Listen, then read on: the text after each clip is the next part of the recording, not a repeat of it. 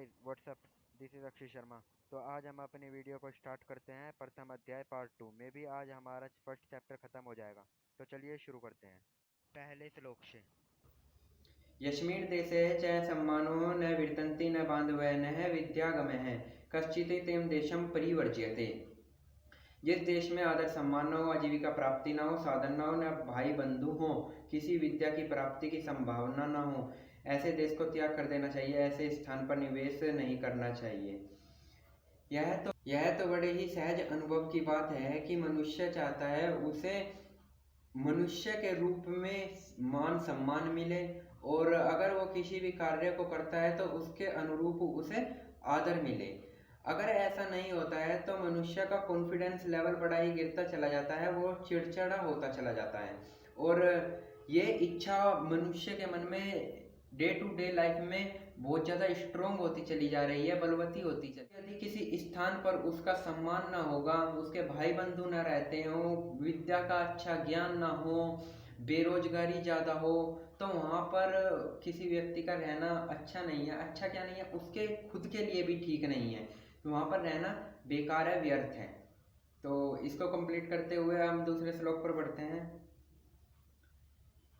जानीयते प्रक्षेण भृत्यान् बान्धवानान् व्यसनागमेः मित्रैः चलचपिति भार्यां न वीक्षा। कार्य में नियुक्त करने पर नौकरों की, दुख आने पर बंधुओं की, विपत्ति काल में मित्रों की, और धन नष्ट हो जाने पर स्त्री की पहचान होती है। यह तो बड़ी साधारण सी बात है, आप सभी सुनते भी आ रहे हो कि किस टाइम पर किसकी जरूरत पड़ती है, वहां पर वो बंदा उपस्थित है, तो वो आपकी लाइफ में बहुत ज़्यादा इम्पोर्टेंट है बंदा। तो यहाँ पर कहा गया है कि आचार्य चाणक्य कहते हैं कि काम में लगाने अथवा कार्य उपस्थित होने पर नौकरों की पहचान होती है, दुख आ जाने पर भाई बंधु परिवार वालों की पहचान होती है, और किसी विपत्ति आ जाने पर, दुश्मन के विपरीत लड़ाई हो जाने पर मित्रों की पहचान होती है, और धन का नष्ट हो जाने पर पत्नी की पहचान होती है। टाइम पर दुख के समय कोई हमारे आसपास नहीं रहता, बहुत ही कम लोग हैं जो कि हमारी सहायता कर रहे हैं, वो भी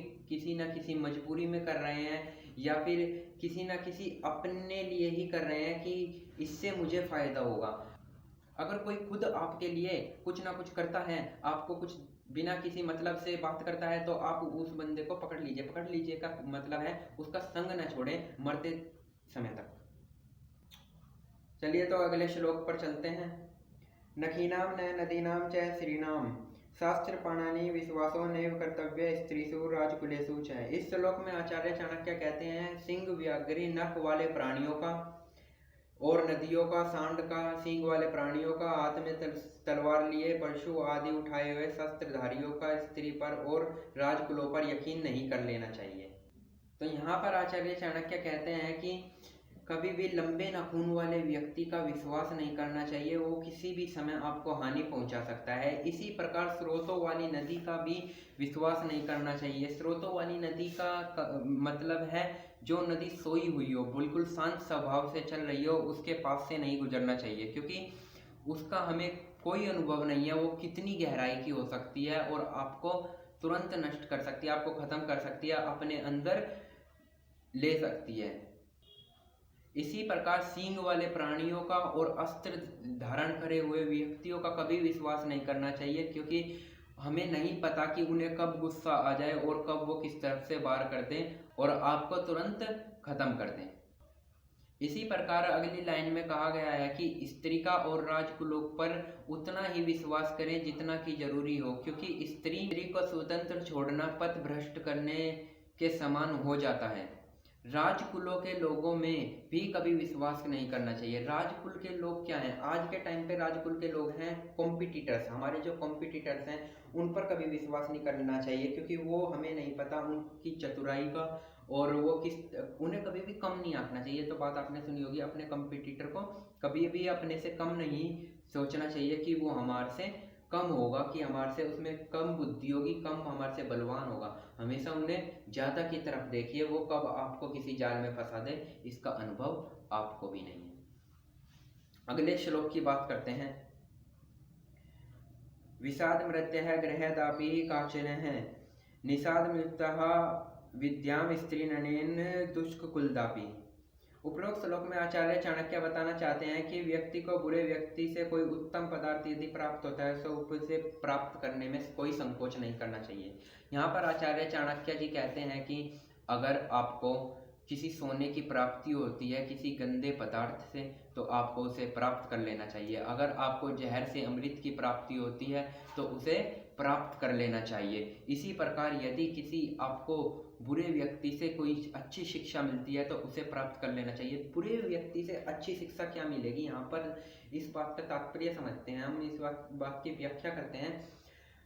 बुरे व्यक्ति से हमें कुछ अच्छा तो लाभ होने वाला नहीं है, पर हम उसका माइंडसेट पहचान सकते हैं कि वो बंदा किस स्ट्रेटेजी से काम करता है, क्या आगे सोच सकता है। और बाल खराब हो गए नहीं तो क्या वो सोच रहा था।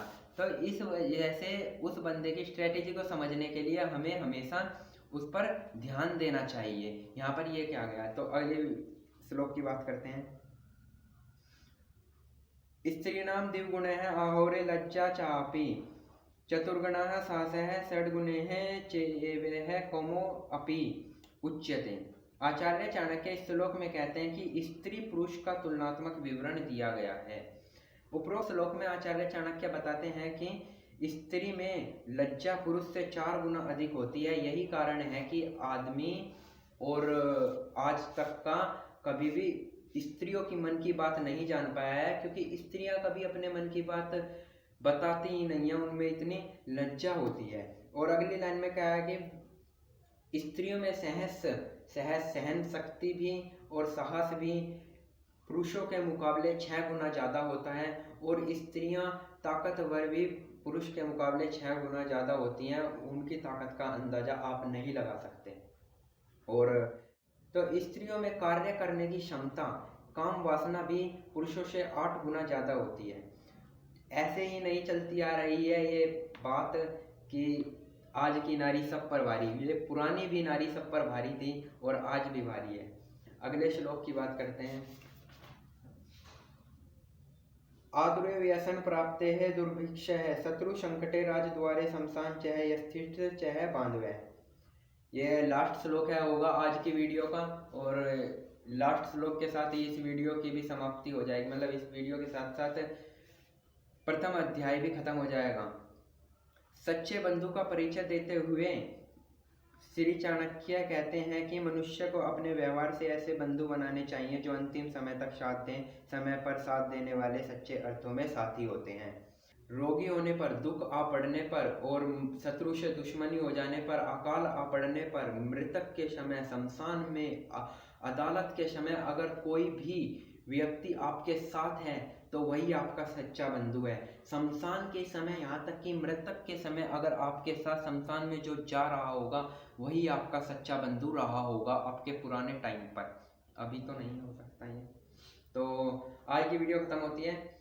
वीडियो पूरी देखने के लिए जिस जिसने देखी है धन्यवाद आप सभी का। और अगर आपको कुछ सवाल पूछना है तो यहाँ पर मेरा इंस्टाग्राम का अकाउंट है, आप उस पर मेरे से सवाल पूछ सकते हैं या आप कमेंट भी कर सकते हैं। और जाते जाते वो बाहर लाल वाला बटन बैठा हुआ है उसको जरूर हिट कर जाना। तो आज की वीडियो खत्म होती है। धन्यवाद।